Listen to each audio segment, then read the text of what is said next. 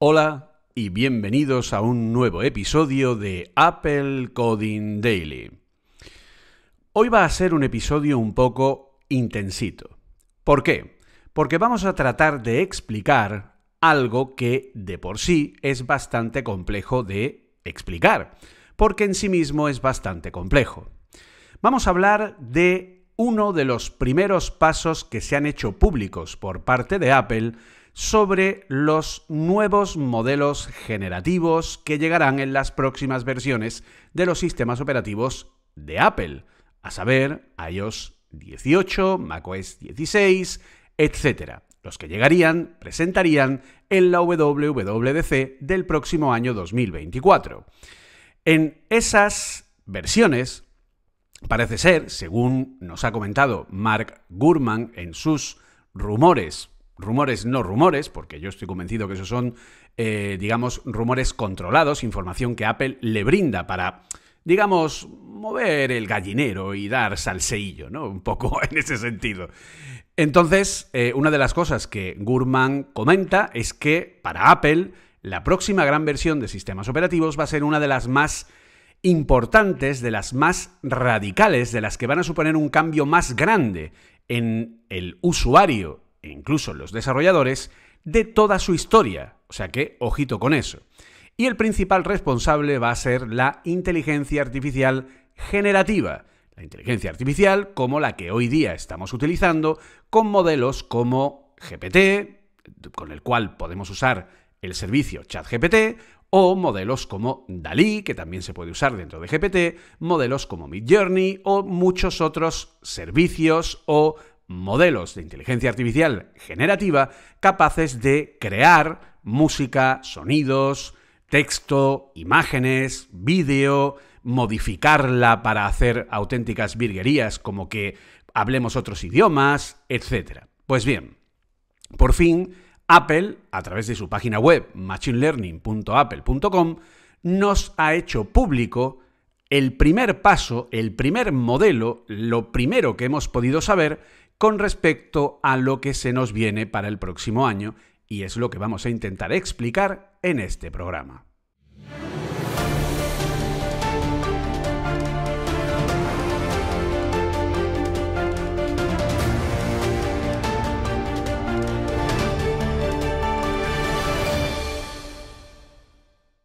Si os dijera que la inteligencia artificial generativa va a cambiar el mundo, estaría mintiéndoos, porque ya lo ha cambiado. No es algo de futuro, es algo de presente. Por eso, además, yo como formador y desarrollador, lo que he hecho y lo que de hecho llevo haciendo durante años, y diréis, bueno, es que ChatGPT salió hace todavía no cumplido un año. No, es que yo llevo usando inteligencia artificial generativa desde hace bastante más, porque he estado trabajando con ella como herramienta a través de GitHub Copilot, que sí tiene más de un año, a través de los modelos GPT, yo trabajé e implementé, hice una aplicación. De hecho, ahí tenemos, por ejemplo, en diciembre del año 2021, un año antes prácticamente del lanzamiento de ChatGPT, como en nuestro podcast Nebuchadnezzar, junto a nuestro amigo Oliver Navani, hicimos una entrevista a GPT. Y esa entrevista fue posible porque yo creé una aplicación de iOS que integraba la API de OpenAI y creaba ese modelo de conversación, es decir, hacía lo que ChatGPT hizo casi un año después, que es montar un completado de texto en un formato de conversación para generar una conversación donde no existía. Ese programa, la verdad que gustó muchísimo y, pues como digo, fue prácticamente un año antes del lanzamiento de GPT. Yo llevo ya mucho tiempo trabajando con inteligencia artificial en Apple Coding Academy, en nuestra academia.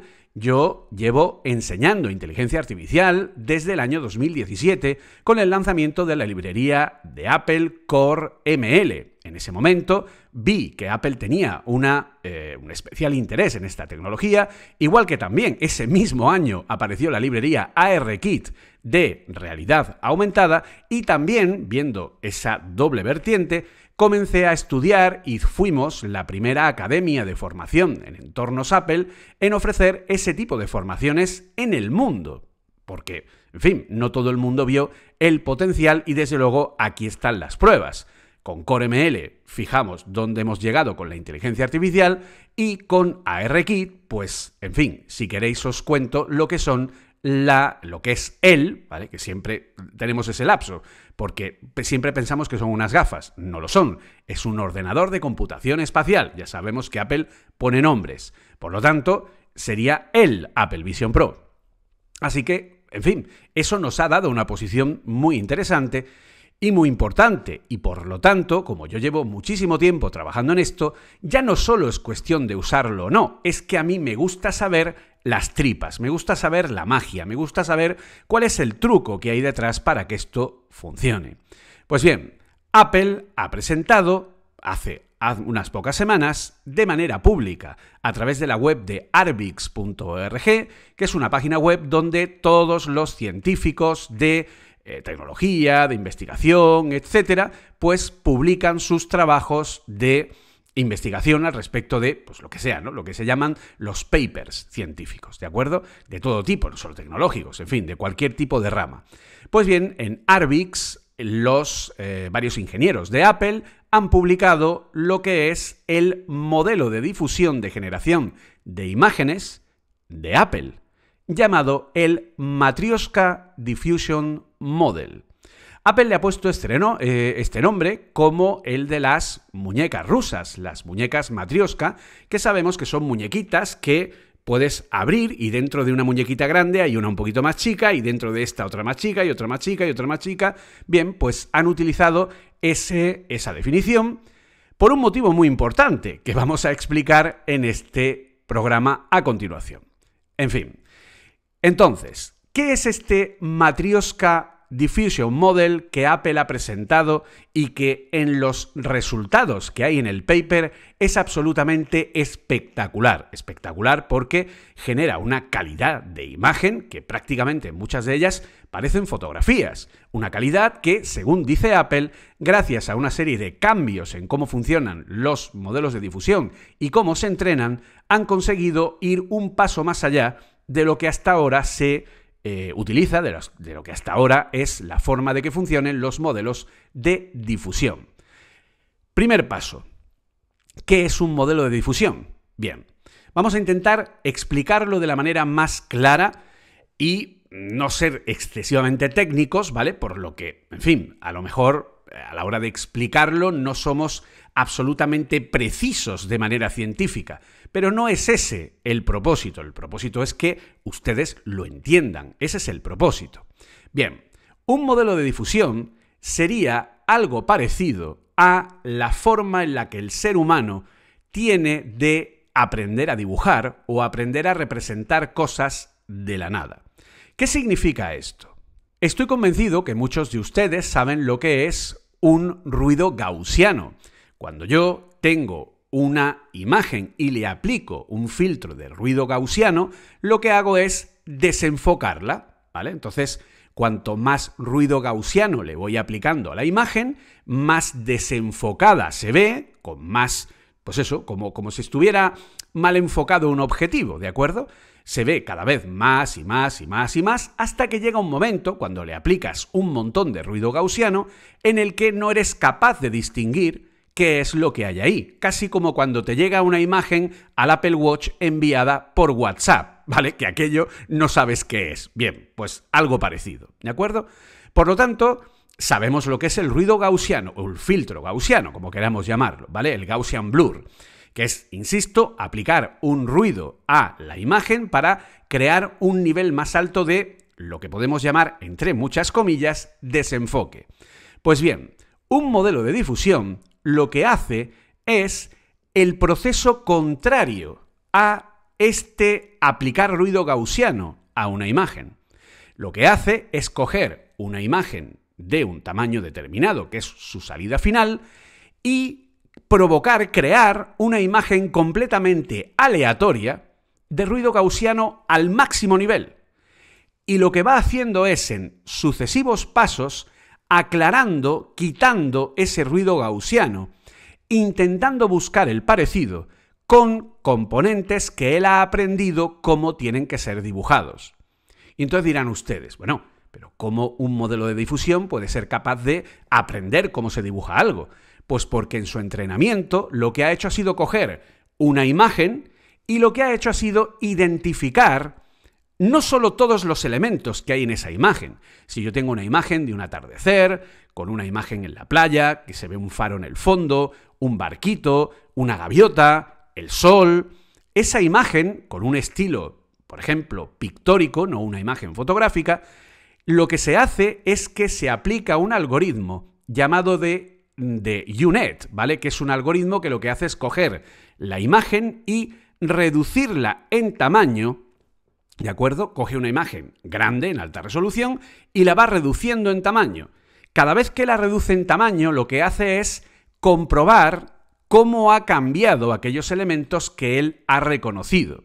Porque de esa manera es como el sistema aprende a distinguir los distintos elementos que aparecen en una imagen y, sobre todo, cómo se fusionan o cómo se interrelacionan los unos con los otros. De forma que al conseguir que una imagen a una alta resolución se vaya reduciendo, el sistema va aprendiendo cómo esa reducción se, influye, ¿no?, en cómo la imagen está representada para ir entendiendo cada una de las partes de la misma. Cómo es el barco y cómo se fusiona con el mar, cómo es el faro, de qué manera aparece, cómo se fusiona con la tierra, cómo es la iluminación que tiene la propia escena, los colores que está utilizando la escena, reconoce los patrones que forman el mar, el faro, la gaviota, etc. Hace una disección completa y va viendo cómo, al ir reduciendo las imágenes de tamaño, puede ir viendo cómo los distintos elementos se van mezclando y eso le ayuda a aprender a cómo la imagen es. Él va aprendiendo cómo es cada paso de esa reducción de la imagen, ¿vale?, de una resolución alta hacia baja, baja, baja, baja, y cuando ya tiene una imagen muy pequeñita que prácticamente no se distinguen los distintos elementos que hay en esa imagen, con lo que él ha aprendido de cómo se reduce esa imagen, intenta restaurarla para volverla a la imagen original, para entender, para poder comprobar que aquello que aprendió, que era un barco, un faro, etc., puede volver a dibujarlo. ¿Ok? De esa manera es como él aprende los distintos elementos que hay en la imagen. Cuando ya tiene hecha esa fase, lo que hace es aplicarle el filtro gaussiano. Le aplica el ruido. Aprende cómo ha pasado la imagen nítida al ruido gaussiano, al primer nivel de ruido gaussiano, aprende cómo de una imagen nítida ha pasado a la imagen desenfocada de primer nivel y vuelve a aplicar otra vez la red U-Net para volver a aprender los distintos elementos y cómo han cambiado en ese proceso. Mezclando los dos entrenamientos, haciendo que cada imagen se vaya reduciendo en tamaño, se vaya volviendo a restaurar, él la vuelve a recrear de una manera completa cuando la vuelve a hacer grande.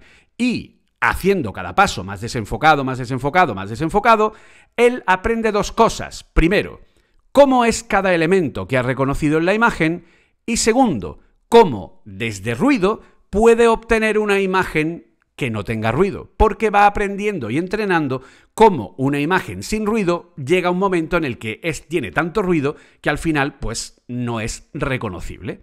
¿Ok?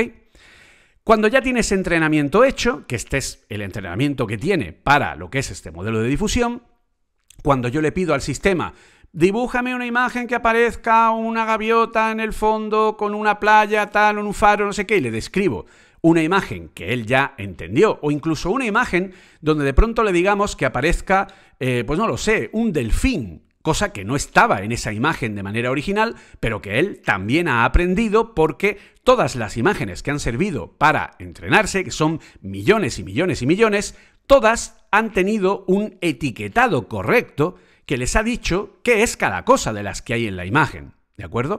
Bien porque alguien los ha etiquetado, bien porque el propio sistema ha usado un modelo de entrenamiento por etiquetado de imágenes que ha ido reconociendo por Deep Learning qué es lo que hay en cada elemento. Perfecto. Entonces, a partir de ahí, ¿qué es lo que sucede? Que cuando yo le pido que me dibuje una imagen, que a lo mejor tiene cosas que la imagen original no tenía, él genera un lienzo con ruido aleatorio gaussiano.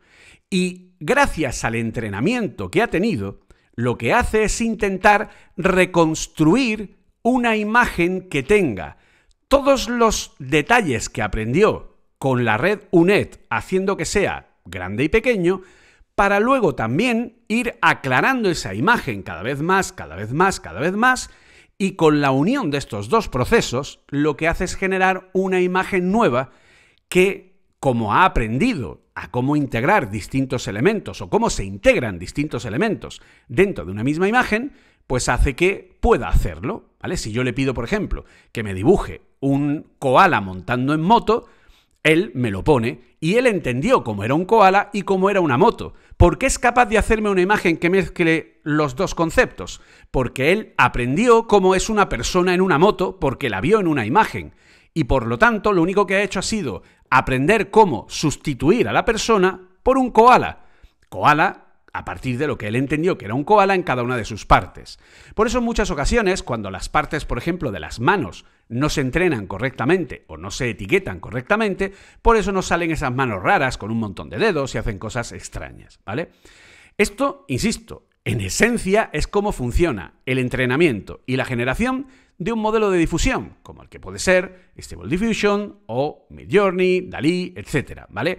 Que cada uno de ellos utiliza ciertas modificaciones de lo que es un modelo de difusión para hacer lo que es su trabajo. Pero si yo, por ejemplo, trabajo o he utilizado Midjourney, veré que cuando le pido una imagen, parte de una imagen completamente desenfocada y mientras me va dando el porcentaje, vemos cómo la imagen se va aclarando. Por lo tanto, es un modelo de difusión, que luego por detrás también utiliza otras formas de transformers y tal para optimizar el funcionamiento, etcétera. Eso ya es irse a cosas más complejas. Pues bien, Apple lo que ha hecho es esto, es crear su propio modelo de difusión. Pero Apple ha ido un poco más allá, ha mejorado el proceso, haciendo que esto sea aún mejor.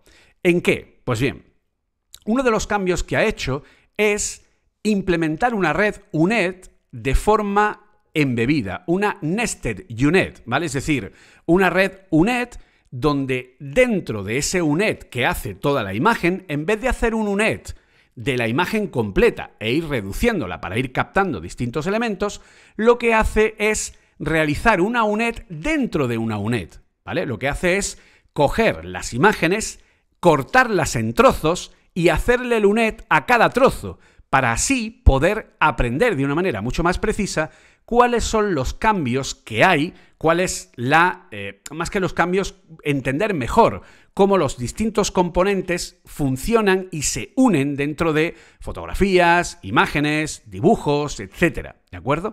Por lo tanto, en vez de hacer una sola reducción de resolución para detectar todos los detalles de una imagen, lo que hace es un montón de pequeñas reducciones dentro de cada elemento detectado para aprender con mucha más precisión lo que es cada elemento, para ser capaz de reproducirlo cuando se le pida cierto elemento de una manera mucho mejor y con un mayor detalle, ¿de acuerdo? A esto se le mezcla también un proceso a la hora de estar trabajando con los modelos de difusión, en el que normalmente los modelos de difusión se generan sobre una resolución fija, es decir, yo tengo imágenes de un tamaño que son las que yo quiero obtener y en los entrenamientos voy haciendo que esas imágenes se vayan difuminando, ¿vale? Desde la imagen real la voy difuminando con ruido gaussiano hasta que ya es irreconocible y luego en el entrenamiento intento volver a la imagen original para ver cómo soy capaz de difuminar y desdifuminar, si se puede decir así. Perfecto, pues bien, ¿qué es lo que sucede? Sucede que cuando Apple hace esto, no lo hace solo en la resolución que quieren conseguir esos modelos de difusión, que normalmente, últimamente es de 1024 por 1024. No, lo que hace Apple es generar un modelo de difusión a varios niveles, por lo que los entrenamientos no solo se hacen a 1024, se hacen también a 512, a 256, a 128, se hacen en distintas resoluciones. Cuando yo hago el mismo entrenamiento de difusión, es decir, es como si él mezclara el proceso de UNED que va reduciendo la imagen completa y le hace un entrenamiento de difusión a cada imagen en cada una de esas resoluciones que va reduciendo, por lo que intenta reconstruir las imágenes no solo en la máxima resolución, sino también en las resoluciones inferiores.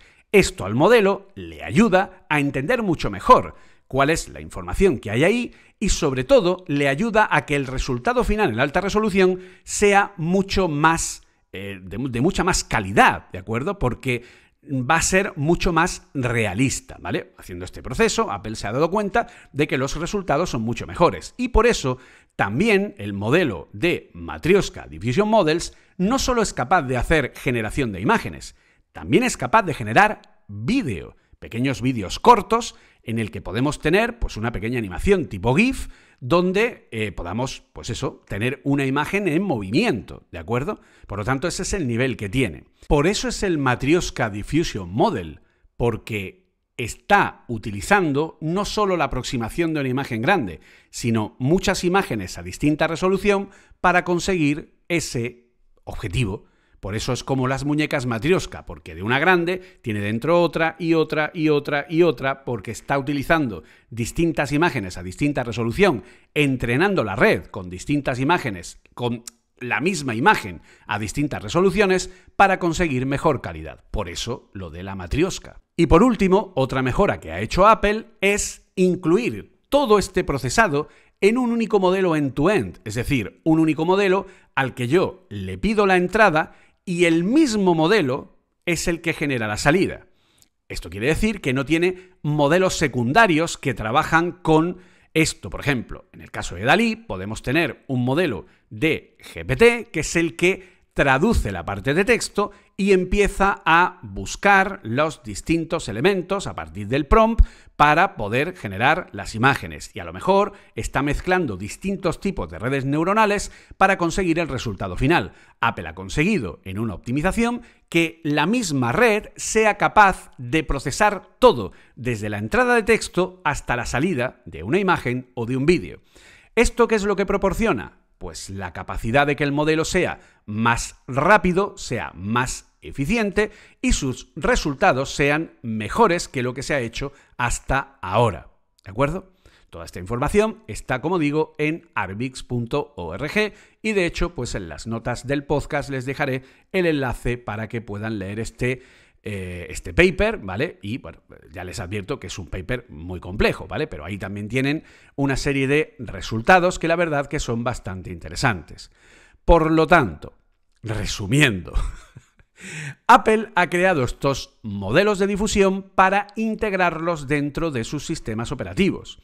Modelos que Apple podría cargarlos completamente en los sistemas sin necesidad de tirar de nube, cosa que es lo que hoy día hace DALL-E, Midjourney, etc. Ahora mismo, solo modelos como Stable Diffusion, por ejemplo, que el modelo viene a ocupar unos 5 GB más o menos, el modelo grande, ¿vale? El modelo completo de Stable Diffusion con toda la calidad, de Stable Diffusion 2.1, que es el último que estuve mirando en cuanto a lo que era su tamaño, no sé cuánto ocupa ahora mismo el XL, pero el 2.1 de Stable Diffusion, que es otro modelo de generación de imágenes a través de modelos de difusión, viene a ocupar unos 5 GB y pico más o menos el modelo entrenado. 5 GB y pico en un móvil, pues hombre, ya es algo que me está quitando mucho espacio.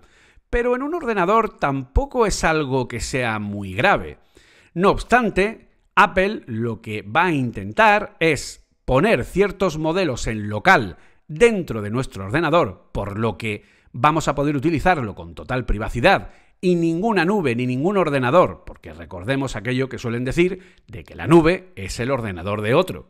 Por lo que en vez de ejecutar esto en la nube de alguien, lo que hacemos es ejecutarlo en nuestro ordenador, aprovechando los motores neurales que tienen los Apple Silicon, iOS, los iPhones, iPad, etc. Por lo tanto, también a partir de cuantización de modelos, que es un proceso a partir del cual, como el MP3, ¿vale? Un MP3, ¿qué es lo que hace? Pues elimina partes del sonido que teóricamente el oído humano no escucha, por lo tanto, reduce la cantidad de datos necesarios y hace que el sonido ocupe menos, ¿vale? Pierde información, pero el resultado, digamos que permanece más o menos proporcionando una calidad que, entre comillas, no se ve como algo que realmente afecte al resultado final, a pesar de la pérdida de datos. Pues bien, esto se puede hacer también con los modelos entrenados. Apple podría hacer un modelo entrenado de este modelo generativo de Matryoshka Diffusion Model, que a lo mejor ocupará 800 megas, 900, 1 giga, Si yo lo quiero incluir en mi iPad o en mi Mac, funcionaría perfectamente y eso permitiría, por ejemplo, que yo pudiera entrar en Preview y decirle que me haga una imagen y me la haga, o por ejemplo, usar Spotlight, el buscador del sistema, que es donde va a estar el futuro Siri basado en un modelo de lenguaje como ChatGPT, y podremos hablar con ese futuro Siri directamente ahí, pedirle cosas y sabrá todo de nosotros porque podrá entrenarse con toda la información que tenemos de archivos, ¿vale? Y además, pues ahí podremos pedirle imágenes, etcétera. O por ejemplo, abrir un Pages o un Keynote y decirle que nos genere imágenes y que nos rellene incluso diapositivas o nos haga una presentación completa como, en fin, como ya hace lo que es 365 Copilot de Microsoft, ¿vale? No me estoy inventando nada. Esto, vean ustedes la presentación de 365 Copilot y ya lo está haciendo el modelo actual. Por lo tanto, esto Apple obviamente también lo va a hacer. Y una de las herramientas principales para poder hacerlo va a ser este Matryoshka Diffusion Model, que es el primero de los pasos de la inteligencia artificial generativa que Apple nos muestra a todos los usuarios para que veamos lo que está por llegar. Y poco más.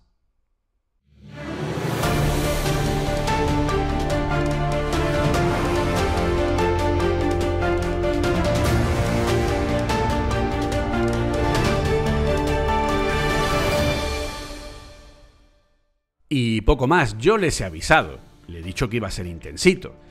He intentado explicarlo de la manera más clara posible. Obviamente no es 100%, o sea, si nos metemos ya a capa loca científica, pues obviamente habrá detalles que no he contado, pero he intentado hacer el símil más fácil de entender para que puedan comprenderlo, ¿vale? Porque todo lo que tiene que ver con la inteligencia artificial, sobre todo la generativa, es muy complejo, obviamente. Así que bueno, ese sería un poco el tema. Lógicamente, todo esto, pues, como hemos comentado, es decir, yo todo esto, ¿por qué me interesa? ¿Por qué lo sé? ¿Por qué me gusta? Pues porque ya está dentro de nuestras formaciones, ya forma parte de mi trabajo, porque el mensaje que va a unir todas las formaciones a partir de ahora en Apple Coding Academy es la inteligencia artificial y la IA generativa, porque como desarrolladores, si no incorporamos la IA generativa y todas sus posibilidades de texto, vídeo, imagen, etcétera, sonidos y tal, pues, en fin, nos vamos a quedar atrás. Lo digo en todas mis charlas, ¿vale? Como una que di el otro día en el Simo de Educación, con la gente, con los amigos de Rosely Mac, que saludo desde aquí, pues lo dije muy claramente. La IA no nos va a quitar el trabajo, nos lo va a quitar la persona que use la IA para ser mejor profesional que nosotros. Así que ese es el tema. Si les ha gustado el programa, por favor, compártanlo en redes sociales, denos un like, suscríbanse a nuestro canal que siempre nos ayuda y nos oímos pronto si Jobs quiere. Hasta entonces, un saludo y good Apple Coding.